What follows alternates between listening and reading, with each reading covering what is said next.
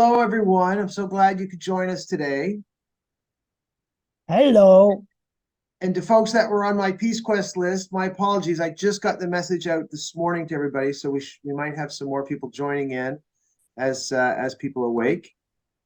I'm Steve Staples. I'm Vice President of the International Peace Bureau, and I'm also the chair of a group called Peace Quest, and I'm calling from Toronto here in Canada today, and I'm very excited to have been invited to moderate this panel today, which is called NATO Climate Killer Part 2. So this is a follow-up to an earlier webinar that's designed to delve into the critical discourse on the impact of militarism on our planet's climate. And I just want to point out that we have the COP28 meeting going on right now in the Middle East. And I just came from New York this week, where I was meeting with organizations part of the second meeting of states parties to the Treaty on the Prohibition of Nuclear Weapons. So you see, already these things are patterning together. And I was delighted to read that at COP28, they're putting militarism into the official program. I think for the first time after all these years, it's finally being integrated into it. I think we are on a very important topic today. So as we navigate COP28, this session aims to shed light on the often overlooked nexus between militarism and climate change, addressing pertinent issues of things such as military spending and its environmental ramifications. It's been co-organized by 4 organizations, one of which I mentioned, the International Peace Bureau, as well as Global Women United Against NATO, No to War, No to NATO, and the Asia-Europe People's Forum. So this webinar sets out to provoke thoughtful dialogue and foster a deeper understanding of the complex interplay between militarism and the environment. And we're going to have 2 awesome speakers that we've invited here today who are going to help lay out the context of the discussion. Then we'll have an opportunity for some questions at the end. Okay, so I think, is Pippa available online for us? So I think Pippa was going to just give us a recap of part 1. No, okay. I don't think she's been able to join us. Okay, so let's move on then to let's get the show on the road, as they say, and we'll move on to our first speaker. We have 2 speakers, Nick Buxton and Wendella de Vries, and we're going to start off with Nick. Nick's, I keep wanting to say this morning because it's morning here, but I realize it's all kinds of times around the world. So Nick Buxton is a knowledgeable hub organizer for TNI, an international research and advocacy institute that's committed to building a just, democratic, and sustainable planet. At TNI, Nick focuses on issues such as digitalization, border politics, climate change, of course, militarism, and economic justice.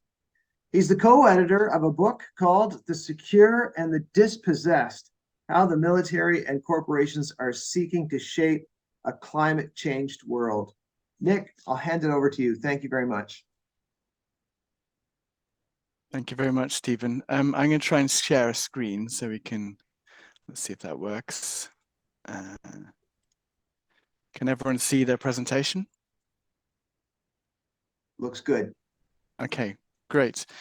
Well, thanks, Stephen. And I just want, and thanks to everyone who's joined us today. I hope people will get a chance to either came to part 1 or can watch it. I just saw the slides that were shared by Tamara Lorenz, and she did a very good introduction to NATO and its intersection with climate, kind of politically and historically.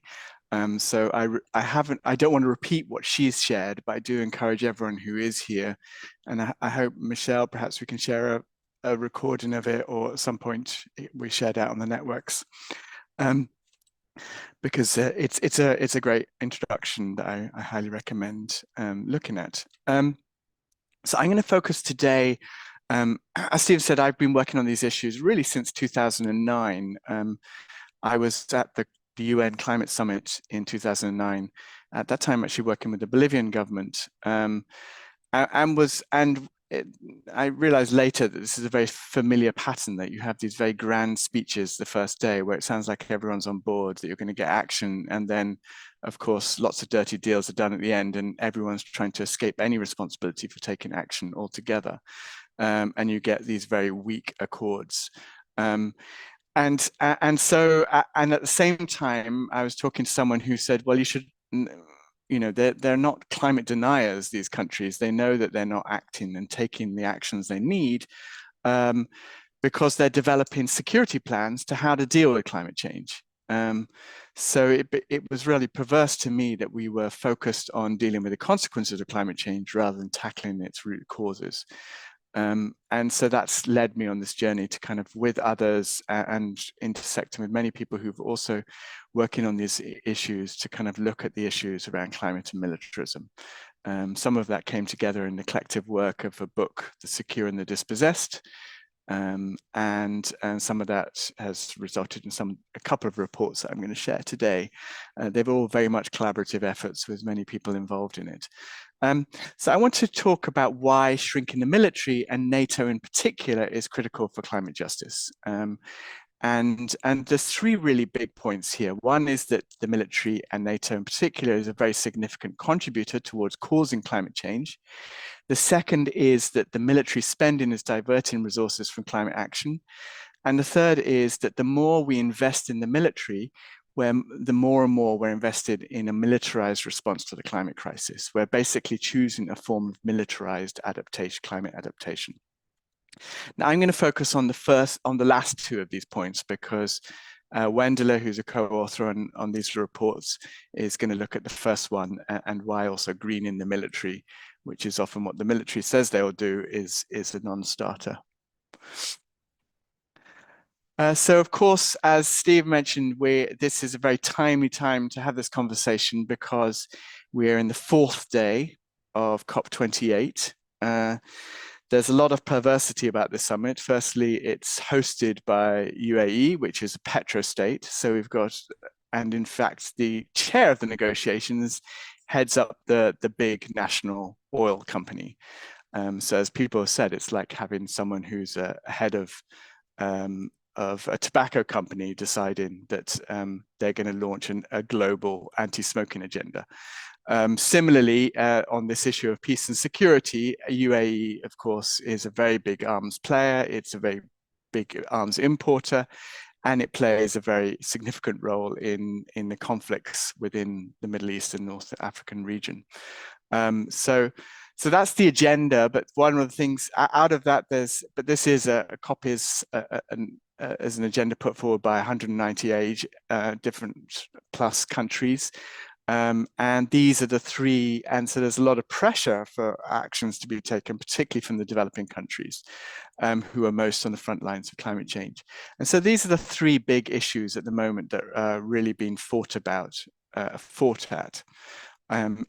during the COP negotiations. The first is the commitment that was made in Paris in 2015 to keep average global temperatures below an increase of 1.5 degrees, which is a matter of survival for some nations, because if it goes above that, then we know that certain nations will cease to exist because of sea level rise.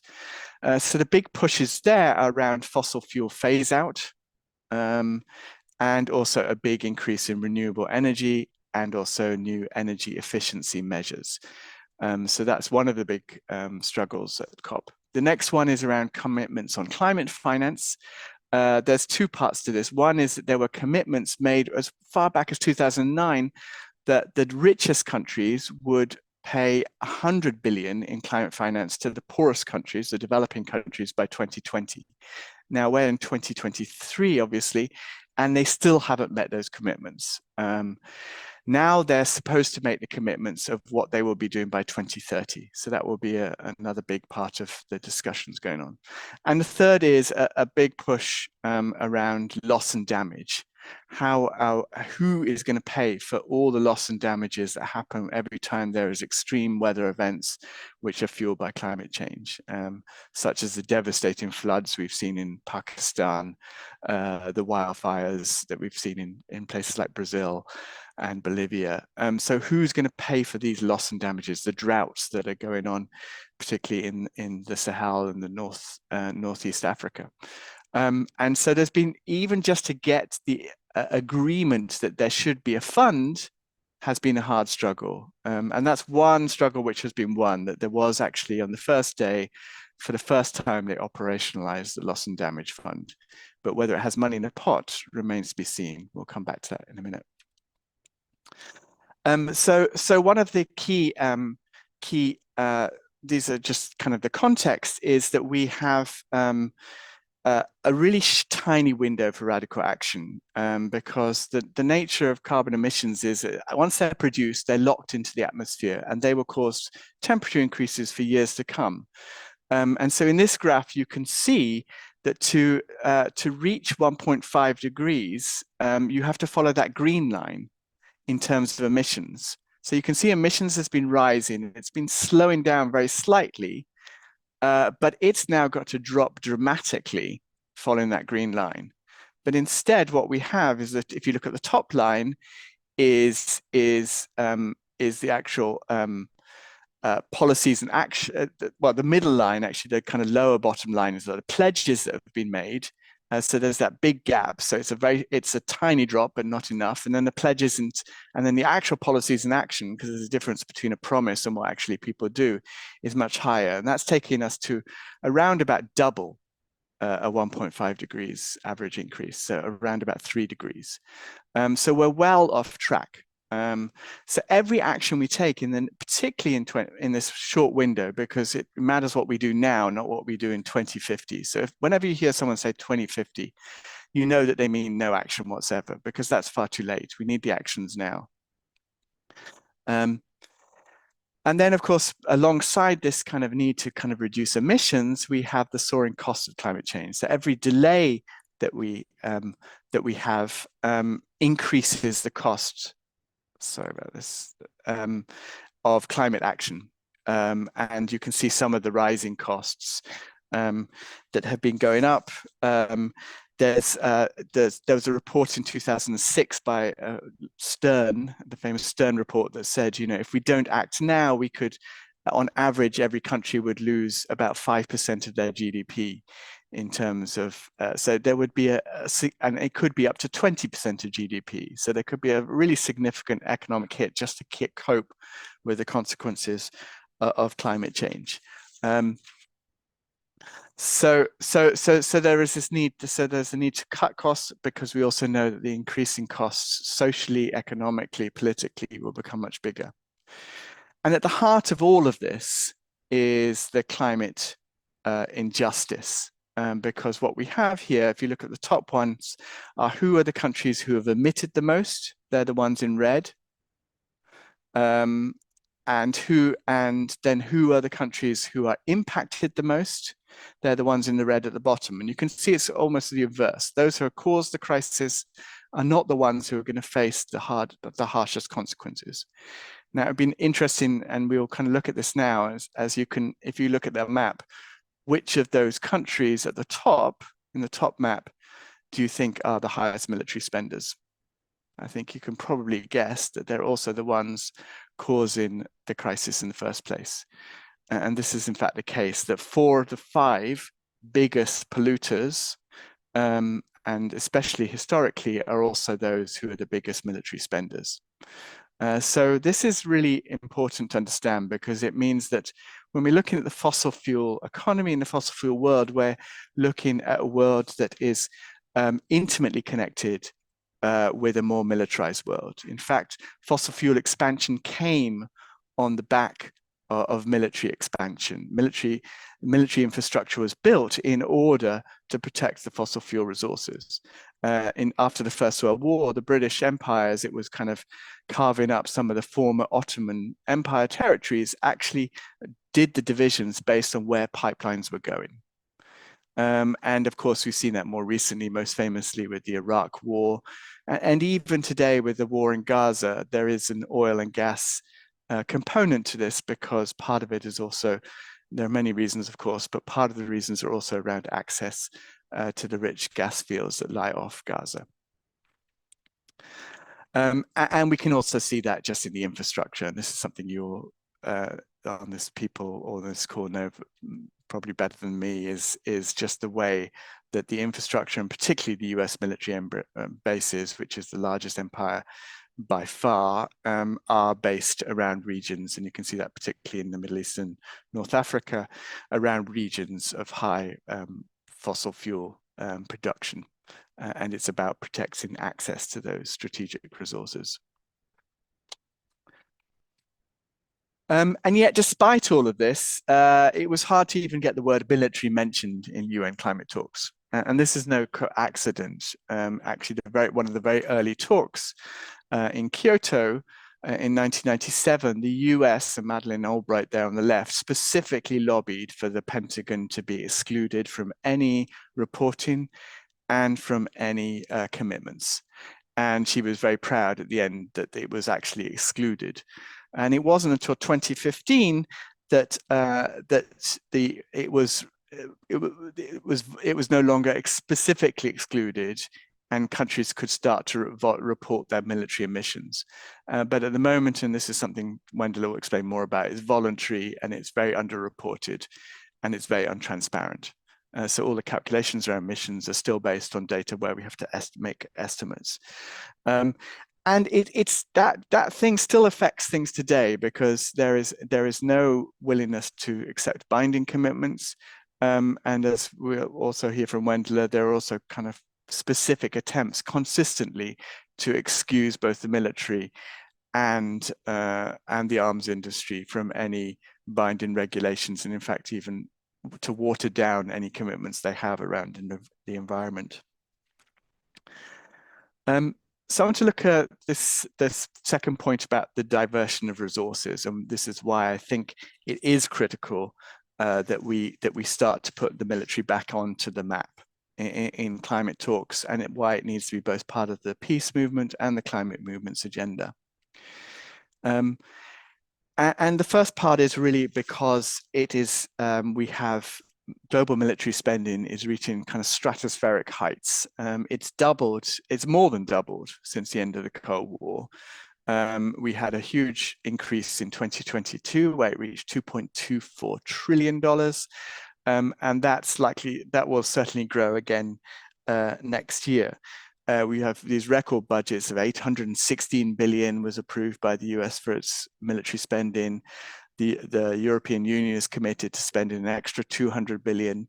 And of course, this has been fueled by the war in Ukraine, but it's also fueled by rising tensions and the designation of China as a strategic threat by the US. So there's this rise in military spending that's happening across the globe. And that matters because there is, as I mentioned earlier in COP, there are these big fights about where the money is going to come for climate action. And the poorest countries are saying we should not pay the costs. We have less resources in the first place. Our resource base is less, but we should certainly not be paying for the cost of a crisis created in the north. And so 100 billion compared to 2.24 trillion is a very small drop in the ocean. And yet it cannot, yet that hasn't even been delivered. And even if you hear that it has finally been delivered at this COP, you should, when we've dug into this, we show that actually the difference between reported climate finance and actual climate finance is about half. So when you hear 100 billion, what has actually been delivered is more like 50 billion. So this is a tiny drop in the ocean compared to military spending, and that money should be diverted towards tackling the big costs that are coming now, in which the poorest countries face overwhelmingly. When we looked at this last year, we worked out that the richest countries, in the UN process, they're a block called the Annex II countries, and most of those are NATO members, spend 30 times as much on military spending as climate finance for the world's most vulnerable countries. So we are the difference between tackling one of the biggest existential threats we face as humanity, and the amount of money that we're putting into war is just vast. Now, of course, the excuse always is that we need this for security reasons. NATO says we need this to face the security threats of Russia and China. But if you look at the figures, and these are for 2 years combined, 2021 to 2022, you can see NATO far outstrips the military spending of Russia or China. And so the idea that we need to spend more money is to face, even if you kind of accept their rationale that there is a security threat from these countries, you can see that the need for any extra military spending is a ridiculous argument. NATO makes up 55%, roughly 55% of global military spending. So there is huge rooms, even within their rationale, for reductions. And yet, despite that, NATO is charging full ahead to actually increase its military spending, and not just to increase it, to lock it in, and to set it as a target and a benchmark for all countries. But there's been a long history of kind of the US saying we carry too much of the weight of NATO, everyone else needs to pull their weight. And we can probably remember Donald Trump having these hissy fits at some past NATO summits, saying that Europe's not, US is paying for it all, and we should get all the other countries to kind of commit. But actually, there's been a long process to push, where the US has been very successful in pushing all the NATO members, which are now 31 or 32 countries, I think, shortly, to increase their spending to at least 2% of GDP. This was an agreement made first in 2006, and it was reaffirmed at the Wales NATO summit in 2014, where the first time they kind of set out a bit of a timeline for delivering it. And there's two parts to this target. One is that they should spend a minimum 2% of GDP on the military, and the second is that 20% of this should be spent on equipment. They don't want this to go towards paying for the health costs of veterans after wars. They do want this to go to acquiring the latest new Javelin missiles and F-35 jets. So you can imagine the industry that's most happy about this goal. So we, because, and the reason why it's important is because there's been a big shift. There were in 2014, when that target was made, about 6 countries of the 31 had met the 2% GDP target. After the Ukraine war, this was boosted further, and now in 2023, we're about 11 countries, if I've got the numbers right, who have met this target, and a number of others very close to reaching it. And there's all signs that the trajectory is very much moving towards a 2% minimum GDP for all its members. So we've projected what that would look like if we take that forward from 2021 to 2028. How much extra money would it mean spending on the military? And here you could see that it would mean between 21 and 28, a total of $11.8 trillion being spent by NATO's members if they all meet this target. That would be an additional 2.57 trillion in compared to if they just pay at the rate that they're paying right now. So it's a huge amount of money. So when you had a trumpeting of just the other day of the loss and damage fund having now $500 million in it, you can see what a ludicrous imbalance this is in terms of where we're investing money right now. And we looked at what that would mean if you did invest it instead in the 11.8 trillion in climate costs. The target of the Paris Agreement of 100 billion a year, you'd be able to pay for that for 118 years. If you wanted to cover all the African countries' costs for climate adaptation and mitigation, you would be able to pay for that for 42 years. So this is a very significant amount of money that could play a really important role in dealing with the climate crisis. And here's just a comparison again. I tried to get a graphic designer to look at comparing the 1.26 trillion, which they spent this year, with the 427 million, which was promised on the first day for this new loss and damage fund. And he said he couldn't get a dot small enough on the left there. So you see that tiny red dot on the left there. He had to magnify that 10 times to even see it. I want to finish off really by looking at the second part of this picture, which has been something I've also been working on with others, and that is the dangers of militarized adaptation, because the investments we make in the military now is really shaping how we will adapt to climate change. And basically, if most of our money is going towards the military and security industries, then they will become the default way to deal with crises. And this is why I think this has an implication, not just for causing climate change, not just for diverting money, but also for shaping the world in a direction that we don't want it to take, and which will actually be very antithetical to an idea of climate justice. And one of the concrete ways that we can see this already is that, as you are very much tied to military spending, is the boosting of an arms industry. And in fact, it's encouraged and supported within this process of increased military spending.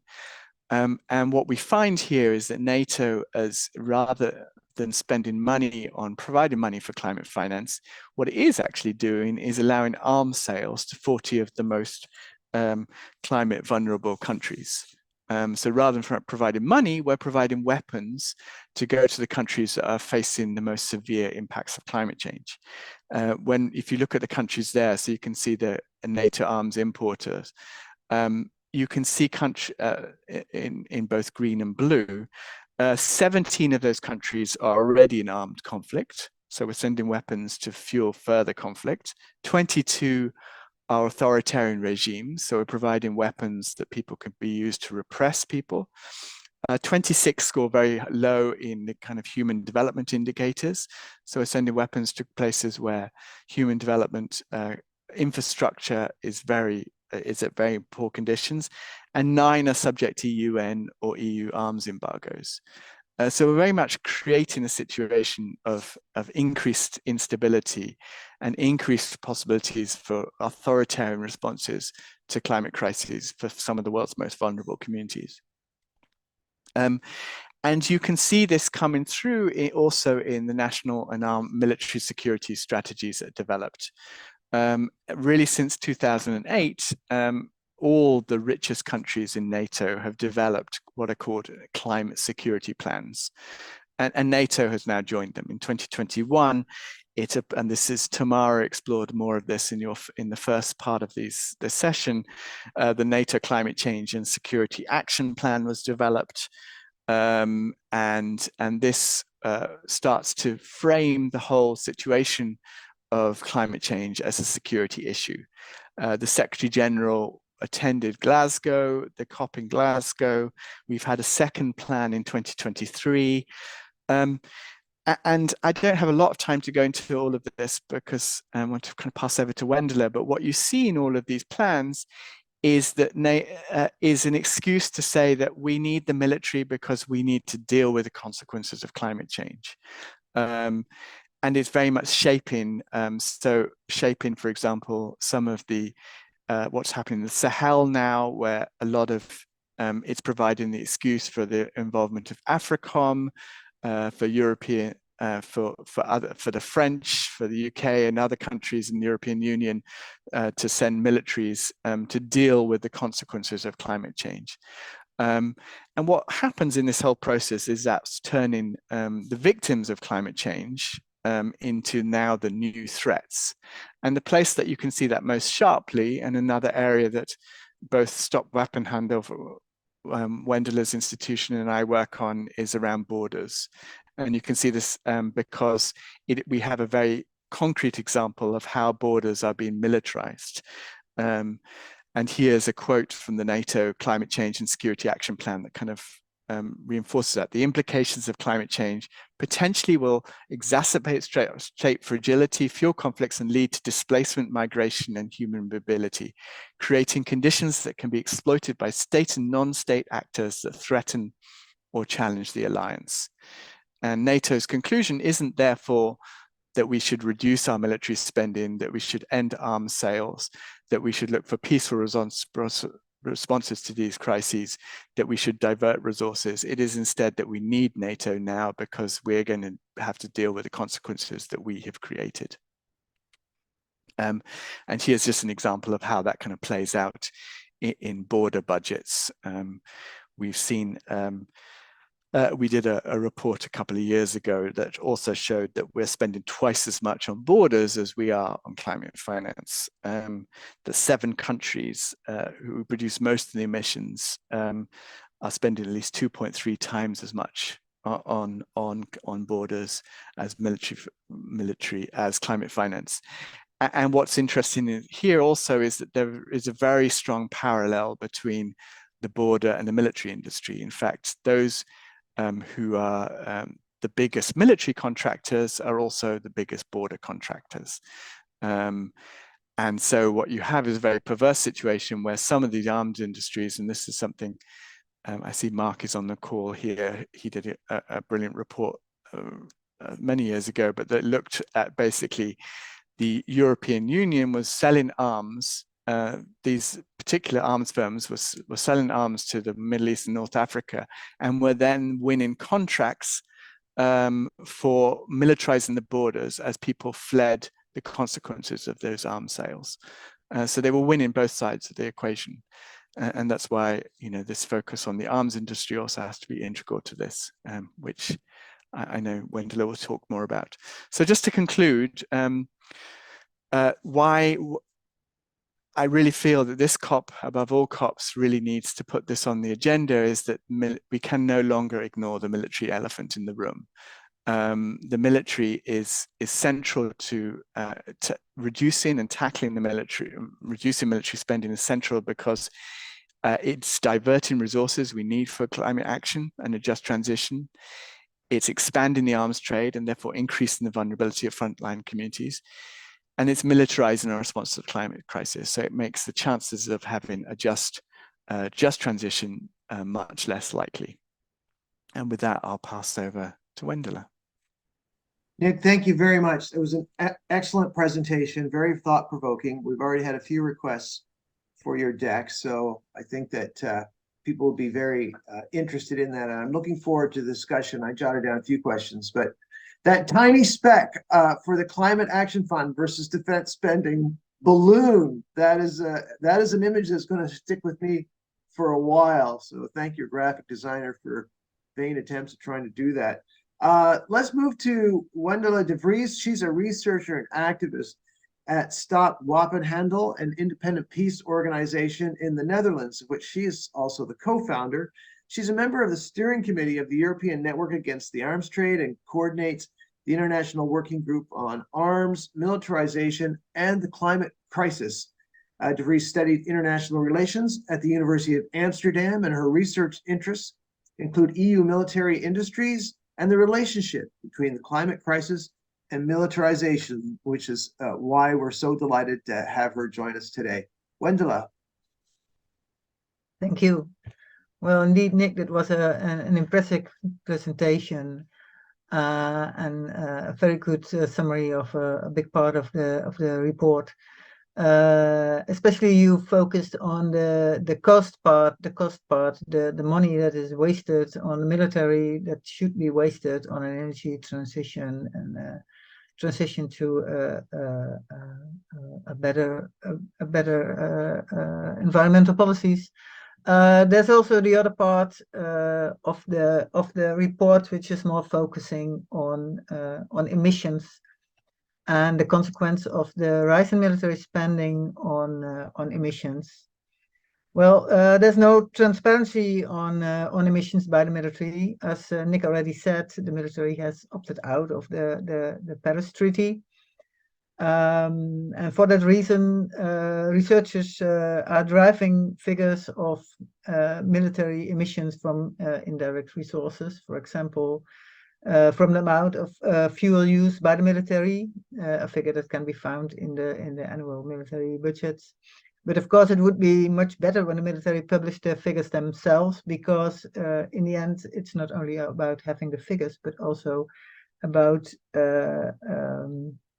making the military accountable for what they are doing. So there's campaigning going on to get more transparency on military emission figures. And recently, some countries have started to publish these figures, like in the United Kingdom, for example.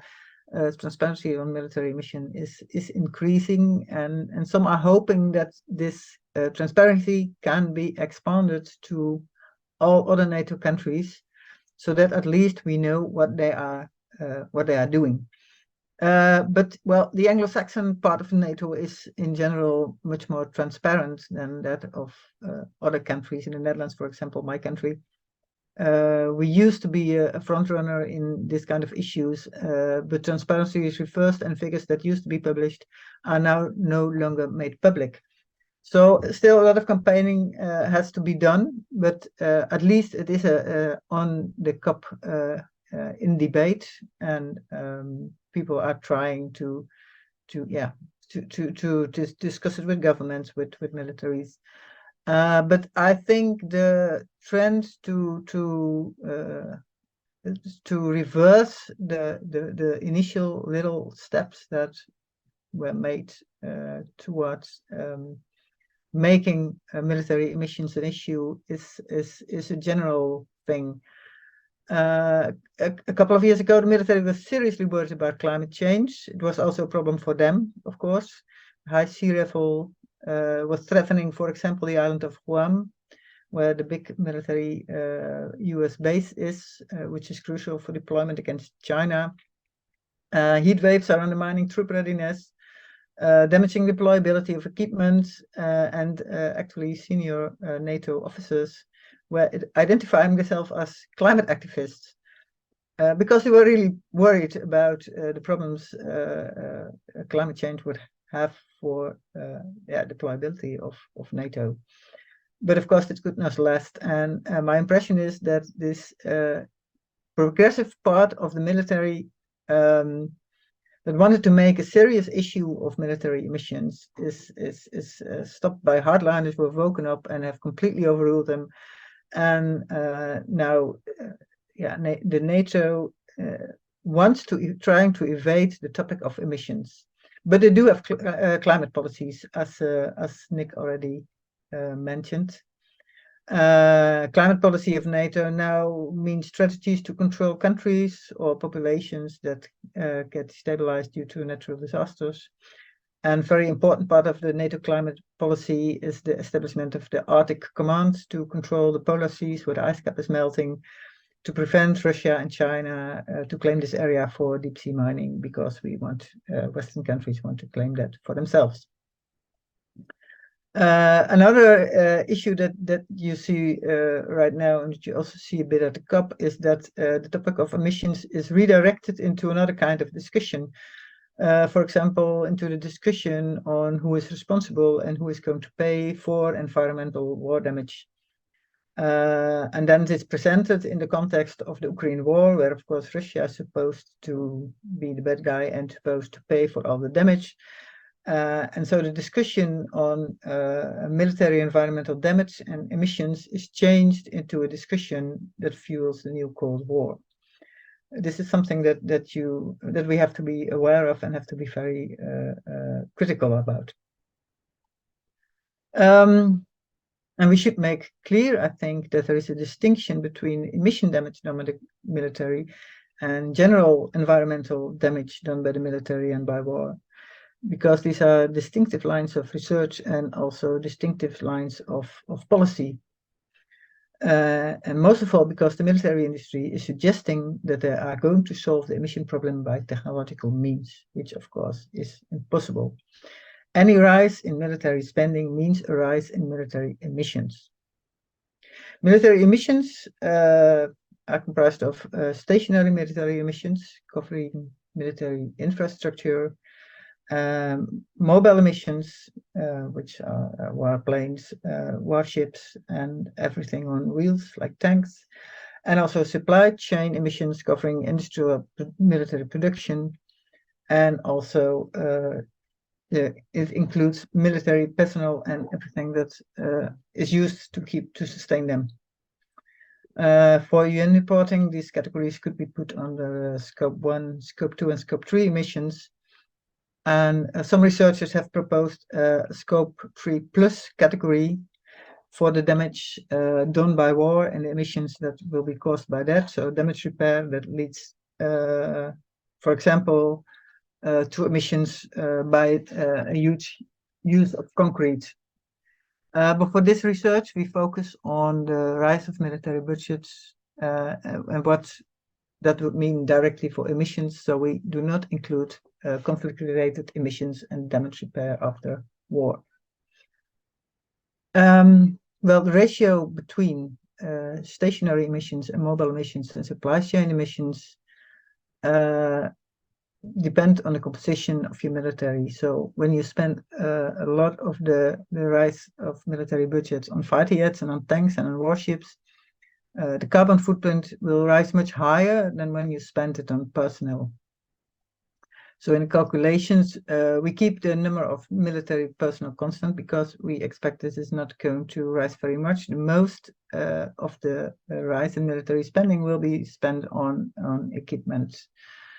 And by lack of official military mission data, researchers have developed a formula that looks at the proportion of the military budget that is spent on equipment related to the average arms production emissions, plus the number of military personnel in relation to the average stationary emissions per military head.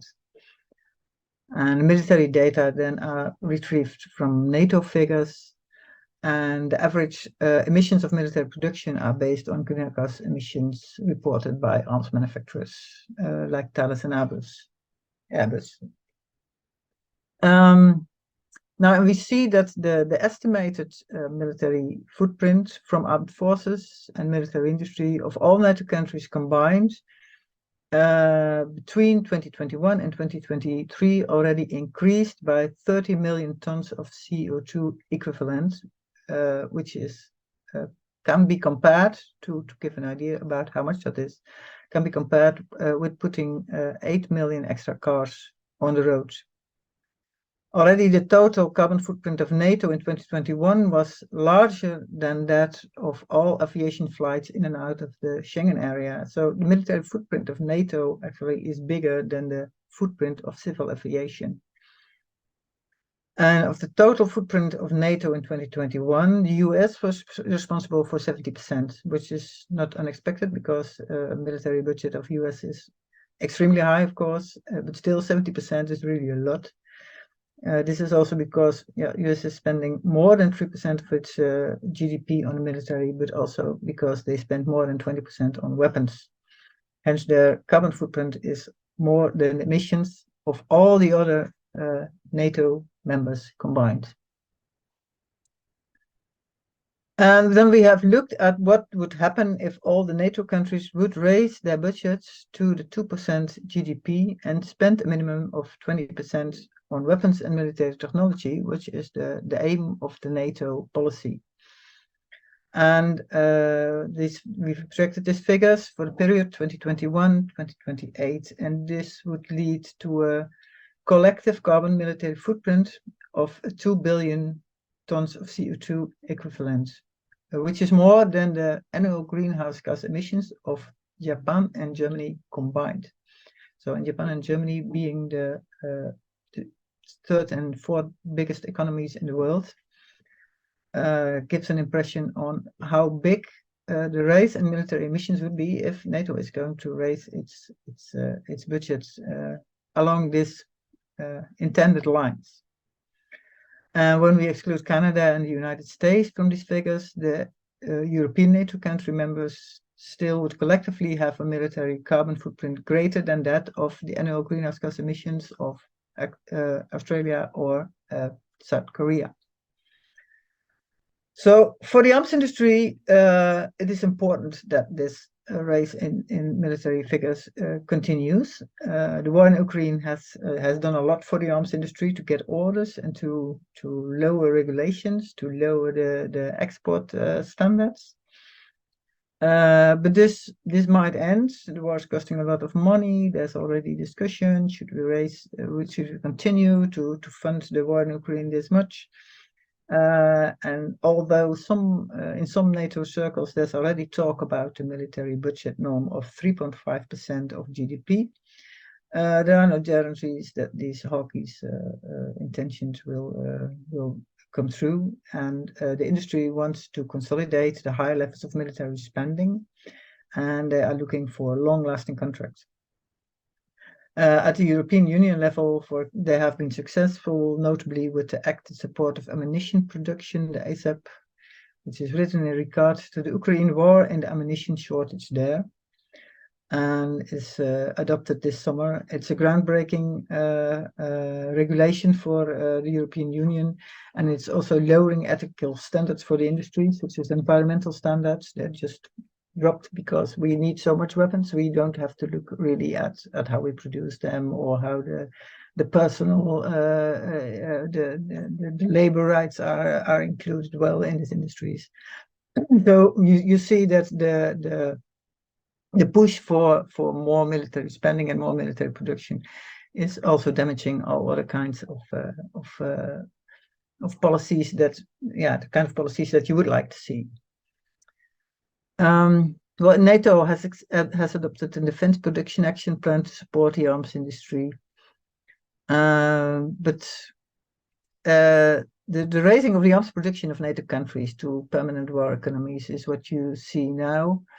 Is a very dangerous development also for the rest of the world, because when the war in Ukraine ends, and the war in Ukraine is now the biggest driver in Western countries to have these high military equipment procurement policies, then there will be overproduction of weapons in the Western countries, and this overproduction, well, the people that have invested in these industries want to earn back their money, so they will push the products on the international arms market, and the world will be more overarmed again. Well, arms industry is pretending that they're going to solve the emission problem of the military, and is greenwashing their production. Last week there was an arms fair in the Netherlands dedicated to sustainable defense, and what we see is the military companies are developing sustainable solutions for emissions, and the most popular is the dripping in of sustainable fuel into fossil engines. This will either be biofuel or synthetic fuel, and on these fields there's a huge overlap for campaigners, for campaign goals of climate activists and justice activists and peace activists, because you see the same delusive proclamation by the industry that this will be the future, the clean future. Biofuel, I think most people know, will cost so much fertile land that producing at large scale will damage biodiversity and food production and the livelihood of many people. Synthetic fuel is only in its technical infancy and extremely expensive to produce. So these fuels are no solutions at all, but what makes them so popular with the military is that they can be used without changing the engine of your warship or your tank or your fighter jet. So they can continue to buy the big military systems that they are producing now, and that will, when they buy them now, will be with us for 30-40 years. And they can continue to work with the NATO standard fuel system, You don't need to change anything. You don't need to change your infrastructure, but you can still say, well, you're making your army more sustainable because you have this drop-in of other kinds of fuel, which is not the case when you want to electrify, but because then you have to really change your infrastructure. And also when you do it in combination with hydrogen, you really need completely different kind of ships and systems and warships and planes. So the most popular system is the drop-in of alternative fuels. And also becoming more popular now is the implementation of the building in of small nuclear reactors into, for example, major warships, not the really big ones, but the medium big ones, say frigates. There's research into that now, and it's promoted as a way out of military production. Well, small nuclear reactors have all the problems of all nuclear energy, and they are also very prone to a proliferation, because when you have many small reactors around, it's much more difficult to control the fuel and the waste and all the radioactive materials around that. So this is also something that is promoted now as a solution, and this is also very same kind of problem that many climate activists have. That solution, the nuclear solution, is promoted as a solution. That will not be a solution at all. So all this is promoted, all this greening of the military is promoted, so not to look at different ways of security. There are just no renewable fuels for the heavy military hardware, and the military know that, so they have to suggest that they can do it in other ways. But to decarbonize the military, we have to demilitarize, which will make the planet much more safe. Well, coming from a country where the extreme right populist party just won the elections, I have to say I'm not very optimistic. I think in NATO countries we are not very successful in mobilizing against military spending rise, and the arms industry is getting loads of support. And the idea that weapons can solve problems is very popular with huge parts of the populations. And we have two major wars who are dominating the Western news, the Ukraine war and the Gaza war, who are taking away attention from the climate crisis. And this is also a problem that we have. And if we look now at the COP, you see more attention for climate conflict and more attention for relation between climate crisis and war, and that's a positive thing.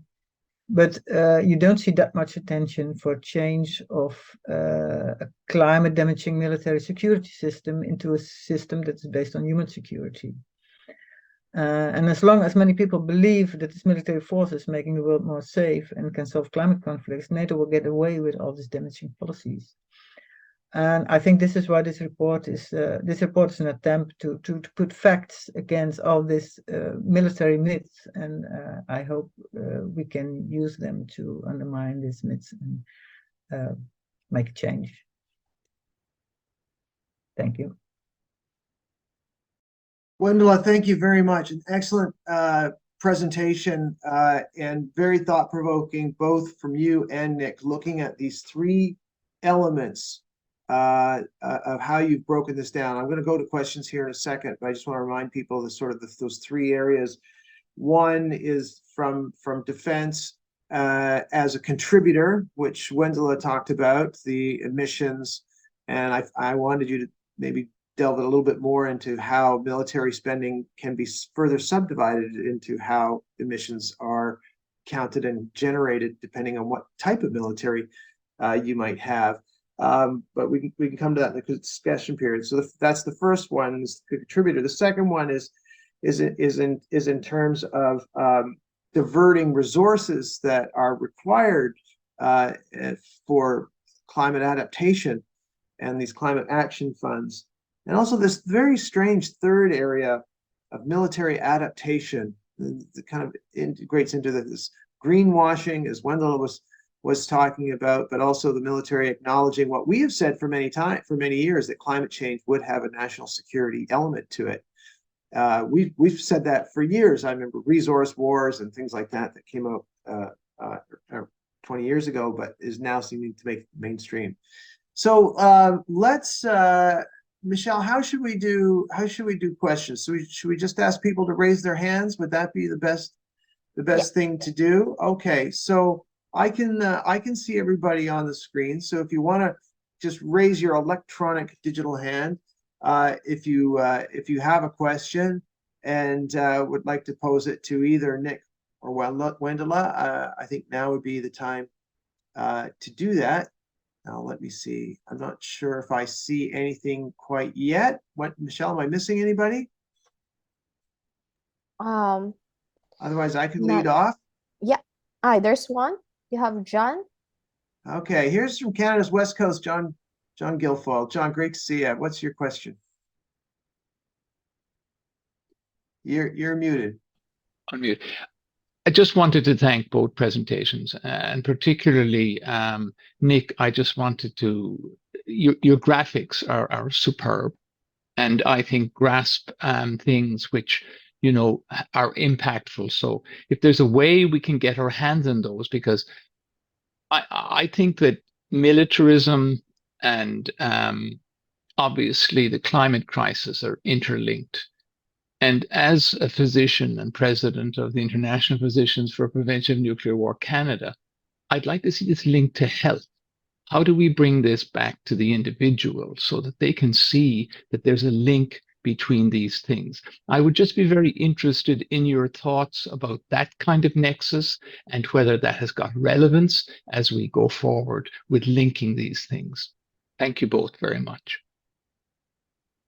Thanks, John. I'll leave that to either Nick or Wendela if you want to address the question. I was wondering, John, if you could just expand a bit. When you were talking about linking it to health, what were you thinking in particular yourself? Okay. Well, in particular, peace, justice, and a sustainable ecosystem are prerequisites to health. You know, it isn't just about doctors and nurses, but the very platform.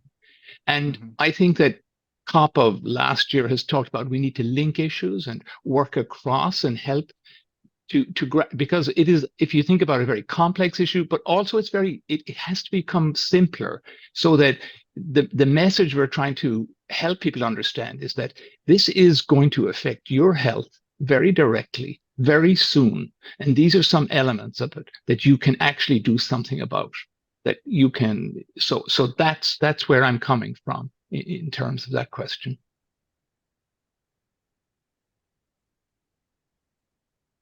No, I think it's a critical question. It's something where I was kind of grappling with. Also, partly you can do these graphs with numbers, but they're also hard to grasp. You can get a sense of scale with it, but no one really knows what 2.24 trillion is. It's just beyond our comprehension. And we try to break it down in comparisons, and what we can just see is just a vast, like I said, this vast imbalance. And then how that plays out also in terms of people's lives and their health is something that we can really more see through kind of particular case studies.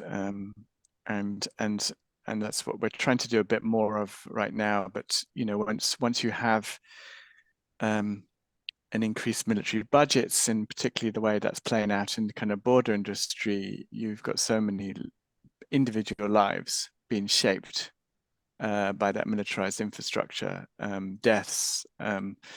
So we need to kind of also work with journalists to kind of tell some of those stories, and I think that's one of the things, is to kind of to bring this home in the same way that right now with the horrors of Gaza, you know, so many of the things have been talked about as 15,000 dead, but we don't know the name. We're not hearing in the media the names of people in the same way that we heard about the names of the Israeli hostages and their stories.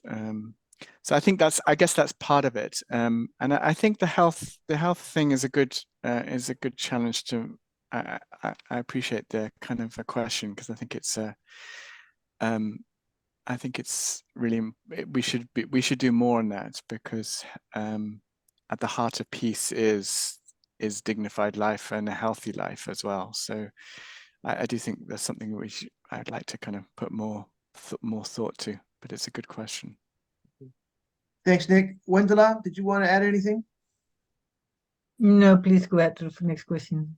Okay, I should ask people to introduce themselves when they ask questions, because we have such an amazing group of people on the call here today. John, do you want to just, I said you were from the West Coast, they gave that away, but do you want to say a little bit more about your group?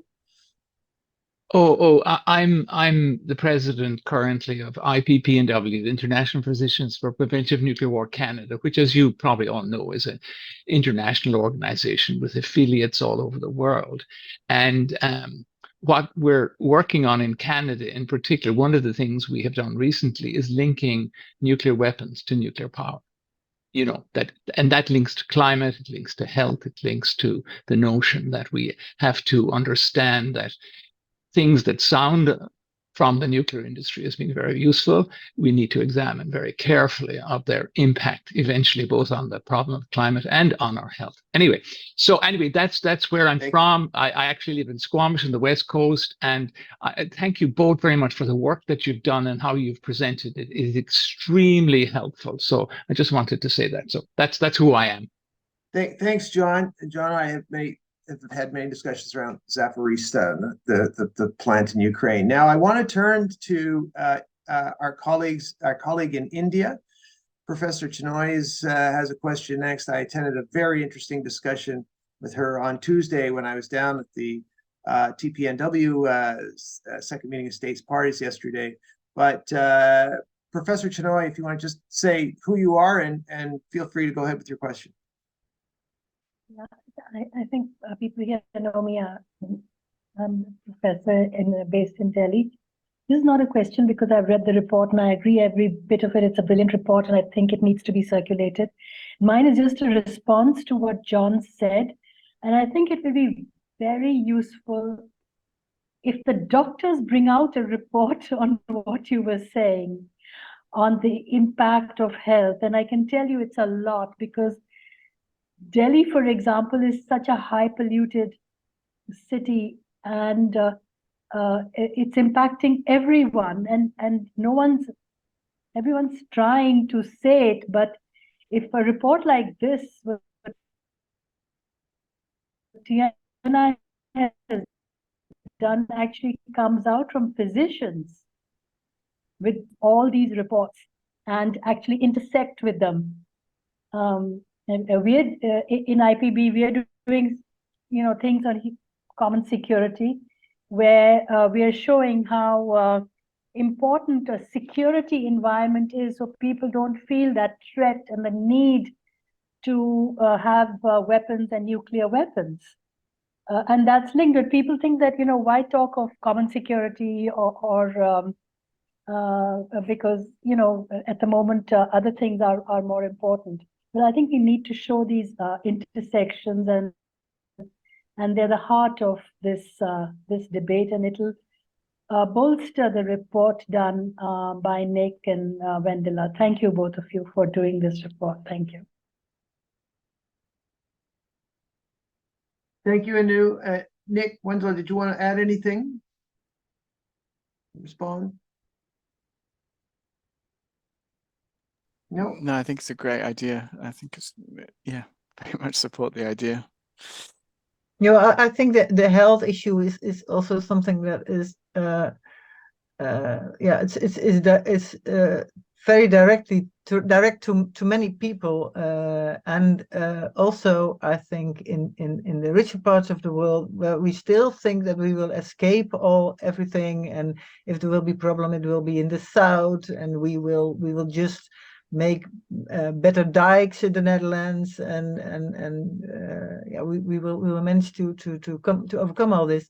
But for example, the heat waves is damaging so many things also already here, and the cold that is now also, for example, in the south of Germany is also damaging the health of so many people.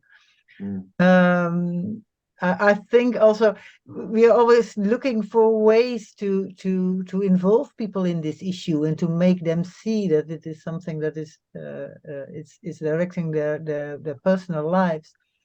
And when we see that we are investing in a polluting military sector, when we have so many health problems and these health problems will increase, I think that might be an angle to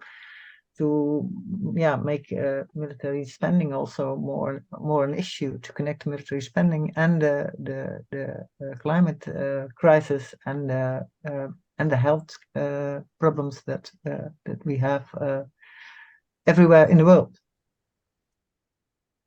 We have another question through the chat, so I'll just relay this on. This is from our colleague Veronica Hay. She's asking both of you if you see some way out of this distressing situation, knowing how few people are interested in these themes. Is there a sense of do you have a sense of optimism here in the research that you've done? Is there a path forward through all this that you've identified in terms, because I know you're both very good campaigners. Where's the guiding light here?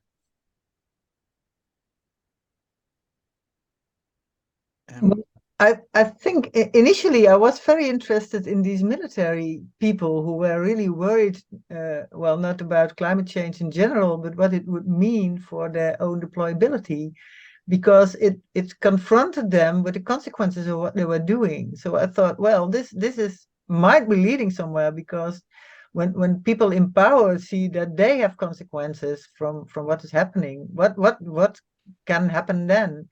But when you see so clearly that they're not vocal anymore, they're just disappearing more and more in the background, and the idea that NATO should prepare itself for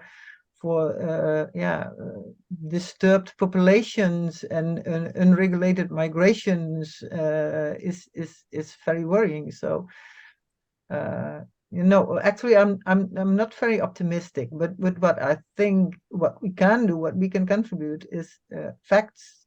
This is going on. Whatever they say about greening the military warships and the military planes, these are the facts. So the thing, of course, is that it's emotions that make people move in the end. So, and I think, in fact, it will be fear in the end that will make people move. And the thing that we must make sure that their fear is not turned into blaming migrants for everything that people fear, because that is what we see actually most happening at the moment in Europe. Well, Yeah, no, I'm not very optimistic. You know it's really bad when even the generals write reports agreeing with you. It's not a good day. And I know what you speak. The Pentagon did issue a number of reports. I think it was over the last couple of years about the national security implications of climate change. So that's definitely an area of concern. And of course, we've always dealt with this in the peace movement, that when we talk about the threats to security, we use it as an argument for greater disarmament and diplomacy. The other team uses it for more military spending. Their only solution is a hammer. All they have is a hammer, so every problem looks like a nail to them. And I think with climate, it's the same thing. We want to get it to more mitigation. They want to get it to more adaptation, which means more defense spending. Nick, did you have anything to add about that, about the way forward? Well, I would agree with you that I think, because I've always felt the kind of inclusion of climate change as like I mentioned in my presentation, as a security threat has been very much within the frame of justifying more militarized responses and more spending on the military. And very much a narrow sense of national security being, how do we protect the economic interests, which is largely transnational capital, rather than actually how do we protect those who are most vulnerable. You won't see in any climate security nationals by the richest countries a focus on how how to really protect the security of those most impacted by climate change. And that just shows you, you know, I always say security for whom? Whenever you hear the word security, just ask that question. And you can see very clearly they're talking about securing those who are already secure and not those who are made vulnerable by climate change. In terms of optimism, I've always remained optimism in dark circumstances. I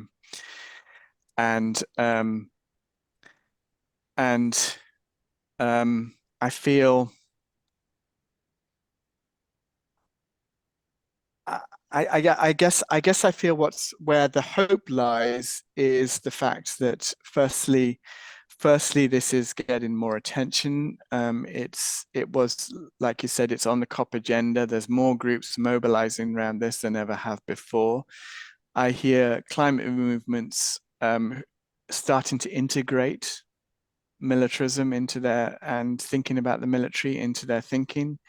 We've had conversations with like the coordinator of the Climate Action Network, the biggest network of climate organizations. So there's an acceptance now that this can't be ignored, and that's important. And then if you listen to some of the speeches, Gustavo Petro, for example, the Colombian president, the Brazilian president, a couple of days ago, they both made the points that military spending is diverting from the real security threat, and that as Gustavo Petro said, you know, the crisis of all crises is the climate crisis, and so therefore this is where we need to redirect our attention. So there's a movement, at least in the global south, and increasingly across social movements, giving this a greater attention. Like Wendela says, we have to kind of direct that attention to where it needs to go, and as things become more unstable, we really need to focus on who are the real villains in this, which aren't the migrants. It's the arms industry. It's the security industry. It's this very small number of elites who create most of the emissions, and who are then trying to kind of distract us. So I think there's a big challenge. There's no doubt about it. But I feel that also this issue is getting more attention and more movements and more mobilization, and we just have to become smarter and better at also bringing the public on board. Mm-hmm. Thanks for that. Are there any other questions? Just feel free to pop up your digital hand using the controls in Zoom, and we'll recognize you. I think we've got a few minutes left, right, Michelle? We're down to the 12:30. Well, let me ask this, because we're all campaigners here, and I think we share many of the same values. So maybe we can talk as campaigners. It's what are some of the challenges, Wendela and Nick, in talking to our colleagues on the climate side about this issue? Do you get a sense that there's a reluctance to bring these issues together, that maybe, you know, understandably, you know, people want to work on climate. They don't want to bring in Ukraine and all the troubles in the Middle East, and that just, you know, I could imagine people saying that might just confuse things, or the research is still very new. It's hard. I know we've probably all done committees hearings in government, and you go before legislators that are working on climate. If you start talking about national defense, you know, they may bristle at that because it just brings in this whole other discussion. Is that something that you find dealing with? I guess I should keep it rooted amongst our team, when we're amongst NGOs, that it's a difficult leap or a reluctant leap, or is it something that people are seizing on with all the huge protests that are going on now, and do people see this as a moment of making those intersections, as Anu was talking about? What's your sense from a campaigning, from our team perspective, on linking these issues? Well, yes, it's certainly what you say. Climate campaigners already have this huge overwhelming climate crisis on their plate, and then we come complicating it with another issue, which is also something that is needs convincing people that should be worked on.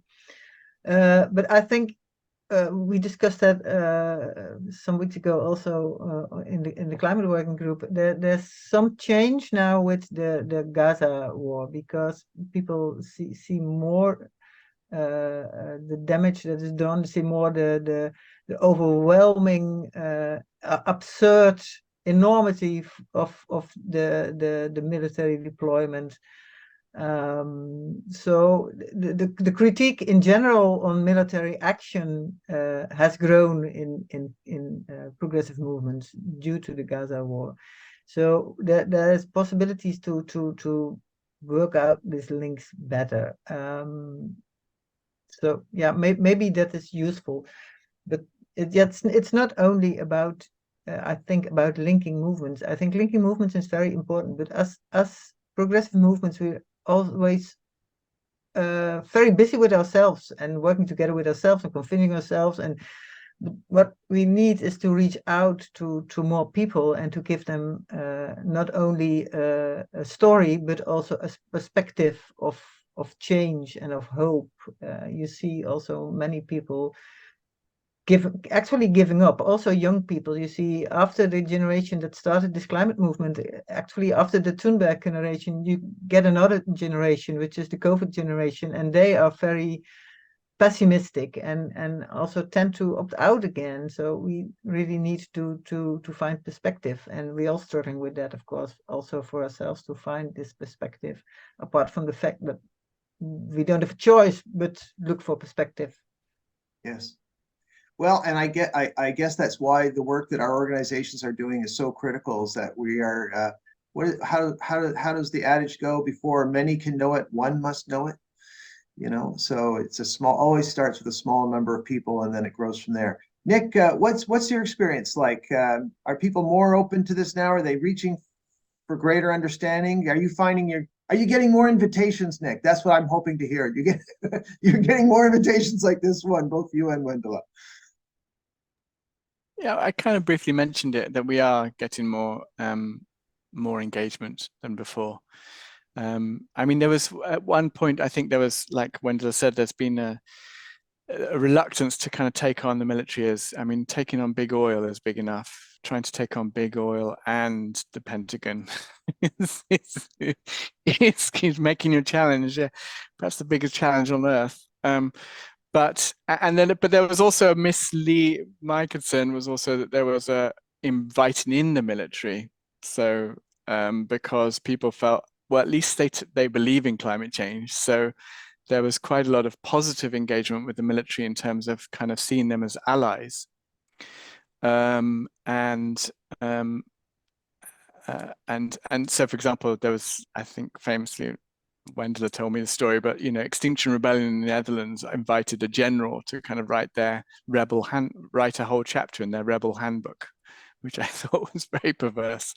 But that, I think, hoping that's falling apart because we need to be realistic and also just and rational about the role of the military and what their interests are in this situation, and we need to be so that's so I think that is kind of hopefully moving to the side a bit, but there are aspects of the climate movement that still would see the military as their kind of allies. So the conversations are starting to open up. We still have a long way to go. It does show that there is a slight different view or understanding of power and how these relate together when you come from different social movements. Some see it, others don't. And in times of a crisis, it's like that. It's like the parable, whenever there's a shooting in a neighborhood, half the neighborhood wants to ban guns, the other half goes out and buys one. So it's the same kind of obvious critical situation here. We want to push people to the disarmament side. I see another question from John in Squamish. John, do you want to add something? Sure. I think, there's a big challenge for us, humanity. Do we have the hope and the resilience to really work together in a new way? And I mean, the military are not the enemy. You know, I mean, the problem humanity has had, we've always wanted, depending on whose tribe you're in, to have an enemy. At the moment, there is no enemy, in as much as the challenges we face are global in nature and will not be solved without levels of collaboration which have not yet been achieved. And the challenge, I think, along with identifying the issues, is to have some pathway that's different to where we currently are. And that involves a number of things, everything from reform of the United Nations to making war illegal as a tool of national sovereignty.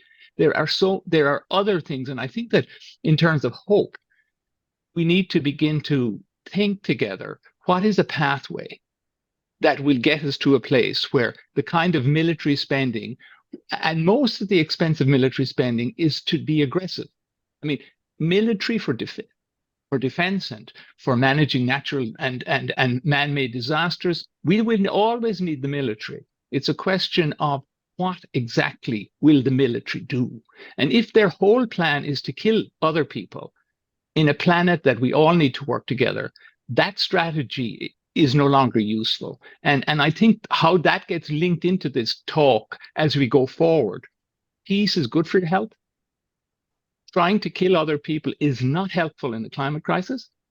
And we need to begin to establish mechanisms and new norms. So these are some of the thinking, I think, that will help us to move beyond where we are, because we have to see a different future, a future where we see ourselves as one human family, and that we inhabit a very common and increasingly fragile homeland. That is the kind of notion we need to begin to help people everywhere to see, that we've all got an interest in it. So anyway, just in terms of, thoughts about the campaign that we're all, what I mean, sharing in some way or form. So thank you very much for giving me the time. I love that, John. I can see the t-shirts now. Climate change and war, bad for your health. They're both bad, very bad for your health. So let's get some made. I want to, you're both researchers, Wendela and Nick, and we've just got a few minutes left. And I'm really interested, like when you sign off today and you go back to your researching spreadsheets and things like that, what questions are on your mind? What is left that we don't know? Where do we need to do more work? Wendela, you mentioned problems with transparency and getting access to data to be able to accurately account that. I noted that. Nick, I think you've done some interesting work in terms of the mapping of emissions versus absolute spending things. But when you get off the call, what's the next area that you're going to be researching? We'll look forward to the next report. Can you say a little bit about that?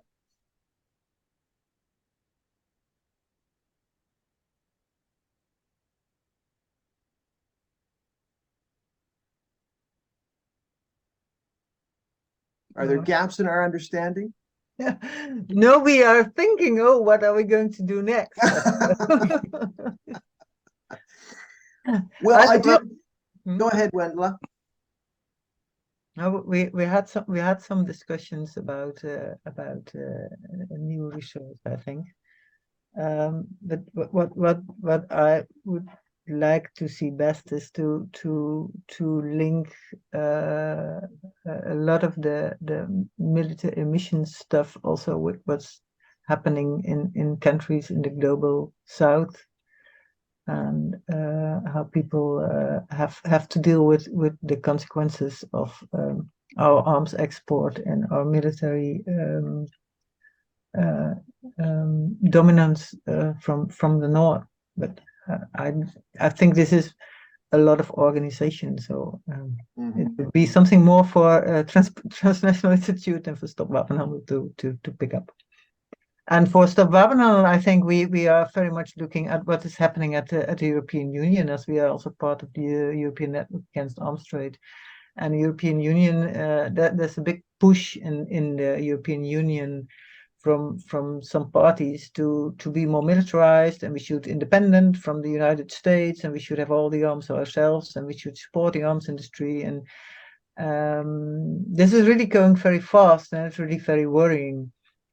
And there's a lot of green parties in Europe are supporting this idea that we should have a independent European defense. And I think find ways to link this European defense push with the emissions that would mean, and how we can use that to get people in the green parties think better about what they are actually pleading for. That would be, for me, a very important next step. Mhm. I think some of the things that really came to my mind from your presentation, Wendela, was first of all, the challenge in calculating emissions. And I thought you had a very interesting framework in terms of buildings, transportation, supply chain. These were interesting areas that we can further develop, and how the various shapes of military forces can impact the number of missions that they're responsible for. And of course, again, connecting to Nick's slides a little bit, the North and South, those forces, military forces in the North, as you know, are very military technology, what they call capital intensive, whereas Southern militaries are much more personnel, so their calculations would be very different. That seemed to be a very a worthwhile area of research. And the greenwashing element, when you talked about biofuels, the Pentagon has been a leader in terms of trying to get ethanol into fighter jets. You know, the ethanol fueled fighter jet, if you can, and putting that forward as a carbon solution is craziness. But the greenwashing aspect that you mentioned, very very rich topics for future discussion. Nick, your work in those comparisons I found very compelling. The cost comparisons of what we could accomplish on climate if we were to not go forward with the 2% GDP, or even just diverting, you know, I know our colleague Tamara has done a lot of work on what we could do with the cost of a few F-35 aircraft that Canada's unfortunately buying, and what that could do for climate change.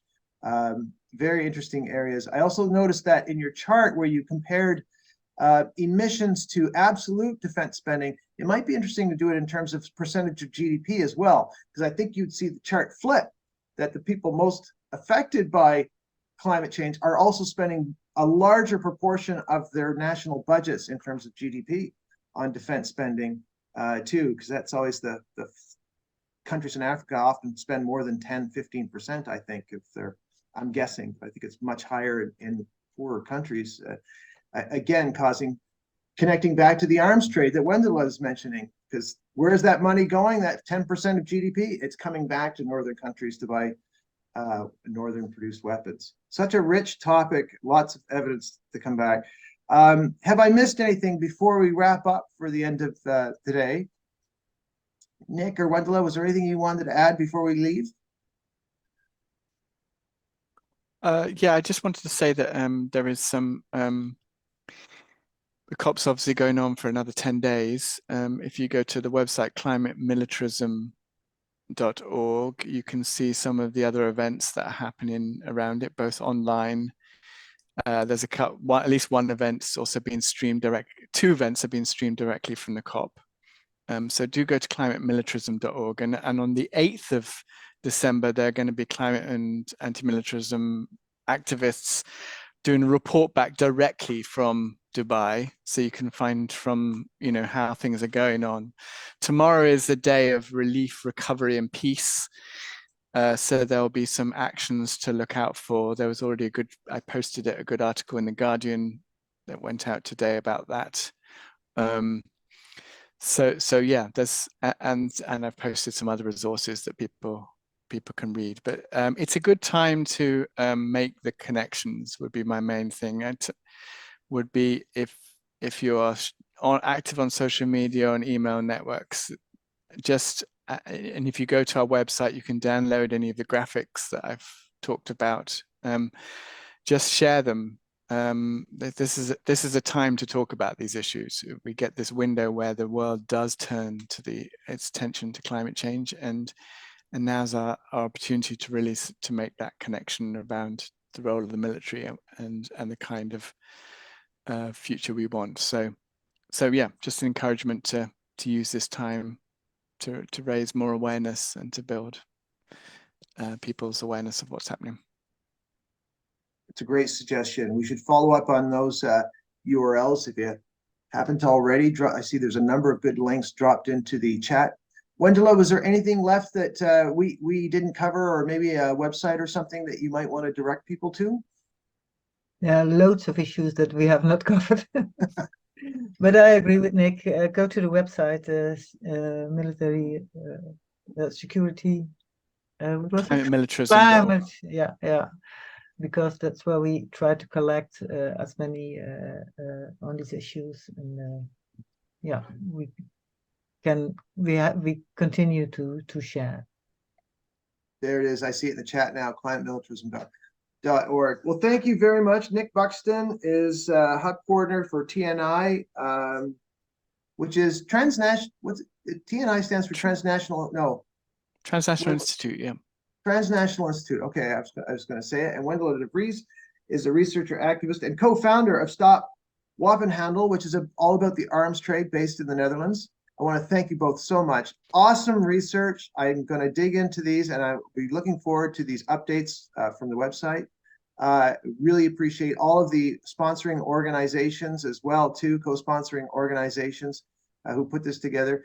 Thank you, Michelle Clement from the IPB, for being the wizard behind the curtain. Michelle, have I forgotten anything? Do we need to add anything before we go? No, thank you so much, Stephen, Nick, Wendela, and to all our co-organizers of this event as well. Thank you so much. And our co-president, Cora, is also here. Thank you for being the brain behind this webinar as well. Thank you so much. Cora, Toronto's a little bit brighter because you're in it. It's nice to have you here in Canada visiting here. Thanks for coming. Thank you all so much, and good luck with all of your work. We'll see you next time.